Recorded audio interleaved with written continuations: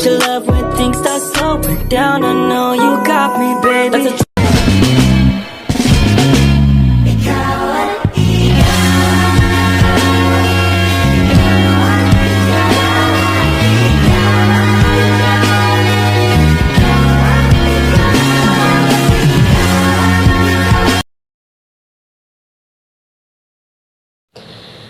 Baik, di sini saya ingin menjelaskan latar belakangnya hukum sunat perempuan, yaitu masyarakat Indonesia hingga saat ini masih mentradisikan adanya sunat perempuan, terutama sebagian besar umat Islam. Sunat perempuan juga masih mentradisikan di sejumlah negara seperti Mesir, Sudan, dan beberapa Arab, serta di Afrika. Masyarakat Indonesia yang mayoritas beragama Islam mempraktekkan sunat perempuan atas dasar perintah agama dan meyakini bahwa sebagai bentuk penyucian jiwa. Di sini juga ada pengertian sunat perempuan. Ada berbagai kasus tindakan kekerasan terhadap perempuan. Kekerasan dimaknai sebagai serangan atau invasi terhadap fisik maupun integritas mental, psikologi seseorang. Kondisi ini menunjukkan tidak adanya kontrol sosial dari perempuan atas kekuasaan yang terkait hak mereka. Contoh paling relevan untuk dianalisis lebih dalam terkait dirampasnya hak reproduksi adalah praktek sunat perempuan. Di sini juga ada pengertian dari sunat perempuan adalah tindakan menghilangkan sebagian atau keseluruhan bagian kelamin perempuan atau melakukan tindakan tertentu terhadap alat kelamin perempuan dengan tujuan untuk mengurangi bahkan menghilangkan sensitivitas alat kelamin tersebut. Selanjutnya, adanya pandangan ulama tentang hukum sunat perempuan. Beberapa pandangan ulama tentang hukum sunat perempuan atau khitan perempuan beragam, tergantung pada mazhab, dalil yang digunakan, serta tradisi budaya setempat. Di sini ada beberapa berikut pandangan yang umum dijumpai oleh hukum sunat perempuan. Baik, di sini ada beberapa mazhab hukumnya sunat perempuan yang terdiri dari 1. Mazhab Syafi'i dan Hambali. Mazhab ini umumnya berpendapat bahwa khitan perempuan itu dianjurkan atau sunnah, bahkan diwajibkan. Dalil yang sering digunakan adalah hadis Nabi Muhammad SAW yang berbunyi, khitan itu sunnah bagi laki-laki dan kehormatan bagi perempuan. Hadis ini diriwayatkan dalam beberapa versi, tetapi sebagian besar ulama menyatakan bahwa derajatnya lemah.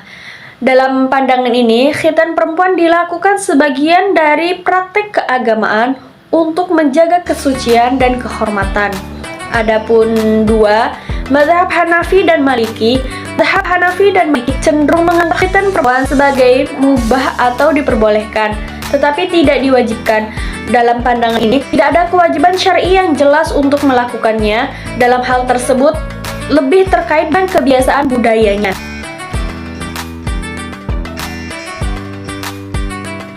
Baik, selanjutnya ada 3 pandangan ulama kontemporer. Banyak ulama kontemporer meninjau ulang praktek ini berdasarkan pertimbangan medis, sosial, dan asasi manusia. Pandangan ini sering kali kritis terhadap sunat perempuan, terutama jika merujuk pada praktik yang berlebihan atau merugikan kesehatan. Adapun Lembaga Fikih Islam Internasional (IFI) atau menyatakan bahwa khitan perempuan tidak diwajibkan dan tidak memiliki dasar yang kuat dalam syariat. Menurut Majelis Ulama Indonesia (MUI) pada tahun 2008, MUI mengeluarkan fatwa bahwa khitan perempuan adalah makrumah atau kemuliaan, namun harus dilakukan dengan cara yang tidak merugikan dan sesuai prinsip medis yang sudah ada. Selanjutnya, 4. Perspektif kesehatan dan HAM. Organisasi kesehatan internasional seperti WHO dan aktivis hak asasi manusia mengkritik praktek sunat perempuan jika dilakukan secara ekstrim, misalnya family genital atau mutilation atau FGM. Mereka menilai bahwa praktek ini tidak memiliki manfaat medis dan dapat berbahaya bagi kesehatan mereka. Selanjutnya, ada dampak sunat perempuan bagi kesehatan. Dampak kesehatan dalam perspektif fikih kontemporer, hasil kajian medis yang diakui dalam fikih kontemporer menunjukkan bahwa dampak negatif sebagai berikut. Adanya satu, bahayanya lebih besar daripada manfaatnya, yaitu studi medis modern menyatakan bahwa tidak ada manfaat dari sunat perempuan, tetapi dampaknya justru merugikan kesehatan fisik dan psikologis. Hal ini menjadi alasan kuat untuk melarang praktek tersebut dalam Islam. Adanya dua, melanggar prinsip menjaga jiwa, yaitu Islam mengutamakan perlindungan terhadap jiwa dan kesehatan.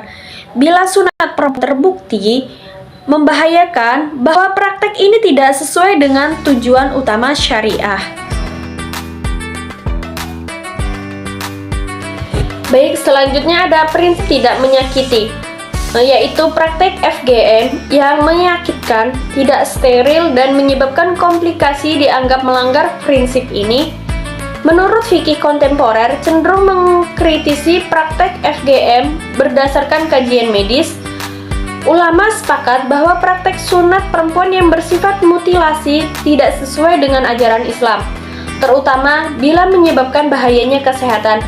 Oleh karena itu, satu, jika sunat perempuan dilakukan hanya secara simbolis tanpa melukai, terutama sebagian ulama masih menganggapkan diperbolehkannya.